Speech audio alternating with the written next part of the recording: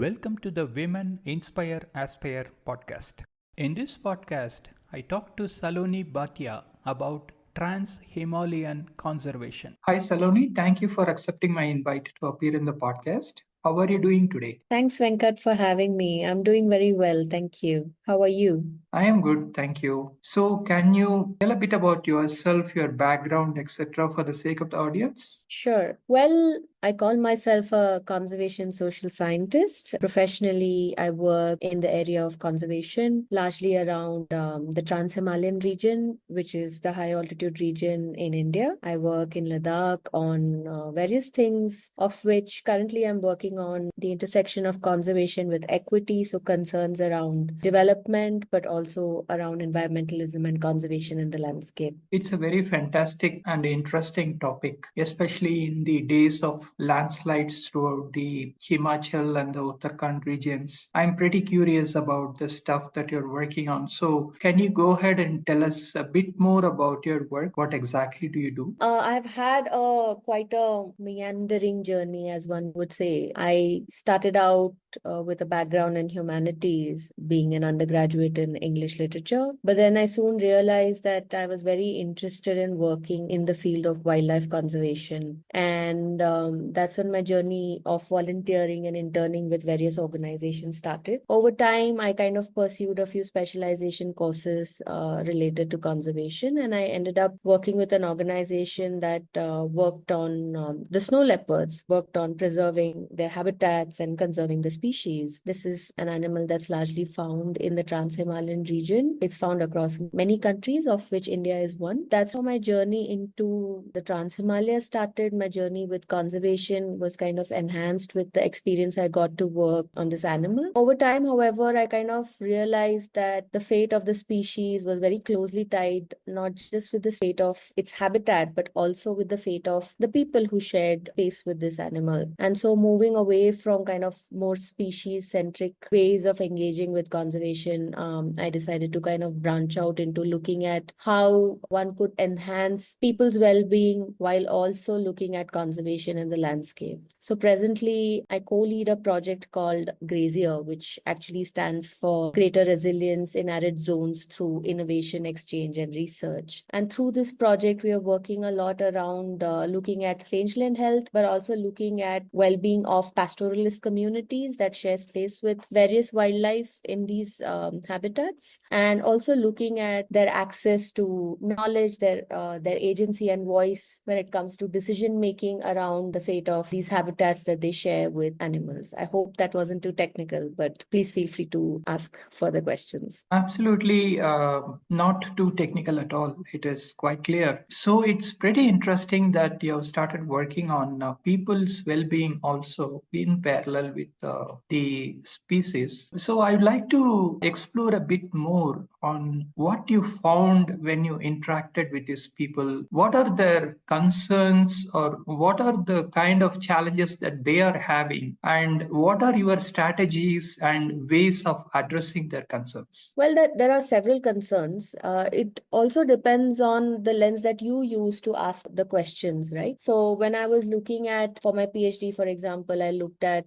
how people perceived animals like the snow leopard and wolves, which are the two carnivores that are found in Ladakh, where I worked for my PhD, and I continue to work. When I asked them questions about their relationship with these animals, I got a completely different perspective. I got a completely different set of anxieties around sharing space with predators. It could be, say, the hidden overlooked dimensions, such as the fear and anxiety of experiencing livestock depredation. So since I mentioned these are pastoralist communities, they have a large dependence on livestock for survival and for their livelihood. And often these predators come into contact with these livestock. They may attack and prey on these livestock every now and again. And that causes a great amount of distress, both economically but also psychologically. So that was kind of, quite an eye-opening experience for me to really, understand how people are negotiating space, negotiating emotions when it comes to dealing with large carnivores in their backyard. But over time, I also realized that compared to all the other concerns, this was an important concern for people people this continues to be, but there were other much bigger stressors that were influencing their well-being. So one of the things that you will often hear, which is very well known, is generally in the Himalayan region, because of climate change, a lot is changing. The landscapes are changing, the flora and fauna are changing slowly. What it has also done is it has made it difficult for people to continue traditional ways of life because of things like untimely snowfall, or not enough snowfall, or warmer temperatures when it's supposed to be cooler, or vice versa.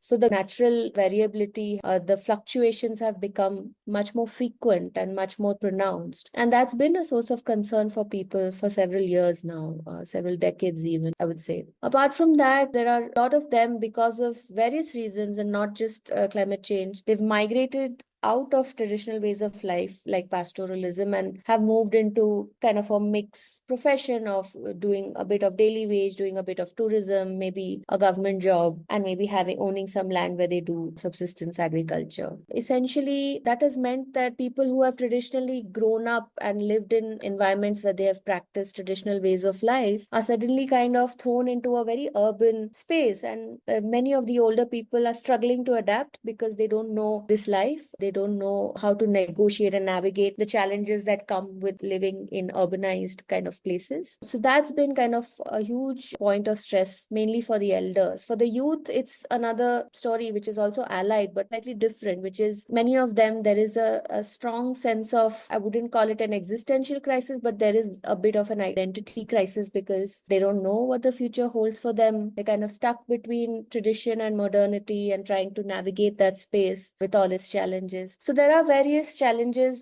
There are environmental challenges, but there are also many socio-political challenges that kind of make life much harder for them than we care to imagine. Just to give one last example, when I used to work in Changthang, for example, which is eastern Ladakh, it's kind of a desert ecosystem. The people who are from the region are called Changpa. But over time, that word came to be abused and misused to essentially imply that a person who is called Changpa is an uncouth or an uncivilized person or an uneducated person.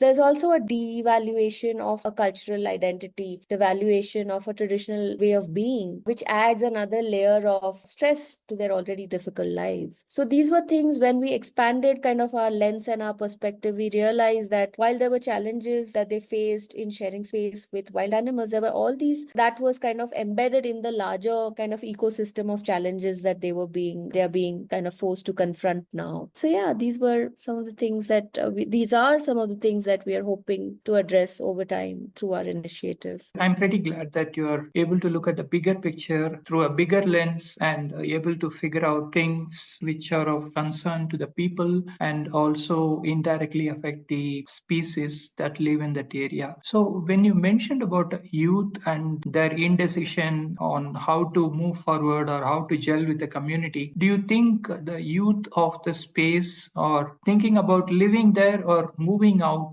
to cities to pursue other opportunities or occupations? I would say it's a mixed bag. So there are some who, if given a chance, perhaps might still want to continue practicing a traditional way of life. There are some who may have migrated from the rural parts of Ladakh to a more urbanized space like the town area, which is like the Leh town or Kargil town areas. And there are some who wish for moving out of Ladakh altogether because Ladakh did not have a very strong higher education setup until very recently, are used to moving outside the state to pursue higher education, especially undergrad, postgrad, PhD, etc. So it's not like, they've never been exposed to that. Some kind of make their way back into their villages. Some kind of choose to remain on the outside. Some choose to live in the more urbanized parts. So it's kind of a mixed bag, actually. Okay, great. What kind of infrastructural challenges do they have in terms of connecting with the rest of the India? Or are there any challenges that remain, or all those connectivity challenges are already addressed? Well, when I was doing my PhD, there were far more challenges than there are today. I think after the creation of UT, there's been a significant amount of infrastructural development that has happened. For example, many of the rural parts which were pretty inaccessible now have access to good roads, or at least some roads. There is also a greater mobile connectivity. So modern infrastructure is slowly kind of percolating into the landscape. Of course, that has its own challenges because greater infrastructural development also means that many of the habitats that were previously untouched or only touched by certain people are now kind of opened up to the rest of the world. So that brings its own challenges. But currently, I would say that in terms of connectivity related infrastructure, Ladakh is doing much better than it was doing before. But in terms of access to good quality education, that still remains quite a challenge, I would say, especially with government schools, the setup of government schools. There is a lot of money being pumped into various rural development initiatives, not just by the center, but also by a range of non-profits that work in this landscape. So things are looking up. However, quality education still remains quite an important kind of gap in the region.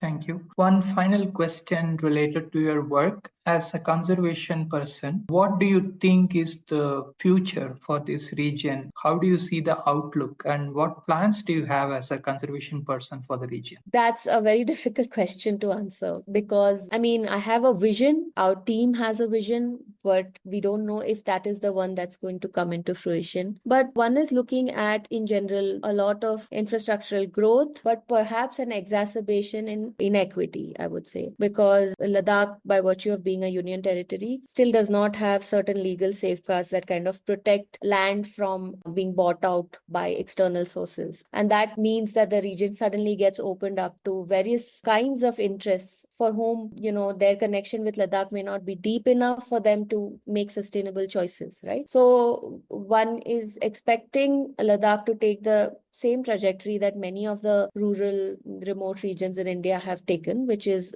a more modern kind of a image with serious environmental as well as equity related challenges. But what I'm hoping that one is able to do in this landscape is, given the amount of interest that both conservation professionals as well as development professionals have in this region, I feel like it's very important to find a common ground. It's very important to find a platform where people's concerns are, being heard, they're being voiced. The right people have the stage to express their concerns over various decisions that are being made about their lands and about their lives and about the lives of the non-humans that they share space with. And I'm hoping to kind of delve more and more into these issues and see how that can be best facilitated, I suppose. Okay, so would you think non-governmental or non-profit organizations will be taking a more active role in the work that you are doing moving forward, or is it the government's role that would be more prevalent? I mean, it's hard to say, and I also don't think it's one or the other. The government, it's very crucial for the government to step in and, do what they do, because the kind of scale and the kind of access to resources that they have, the nonprofits can never have access to. So I think what is more important is to find ways of creating hybrid knowledge, creating collaborations that have representatives from various actors in the landscape. It could be nonprofits, it could be community members, it could be, the government itself, it could be policymakers, media, whatever it is, right? But I feel that no one entity can really kind of dominate the narrative. And anyway, Ladakh has had a percolation of various developmental initiatives from several decades. The interest has only grown, and now there is much greater interest from the center in the region to develop it in a particular way. And if that can be done in a way which is backed by evidence, which is backed by research, then it can actually be a really good collaboration, in my opinion. Yeah, and I'm pretty sure the locals will have a greater role to play, because without their involvement and knowledge, I don't think any kind of plan will be very fruitful. So let's hope that.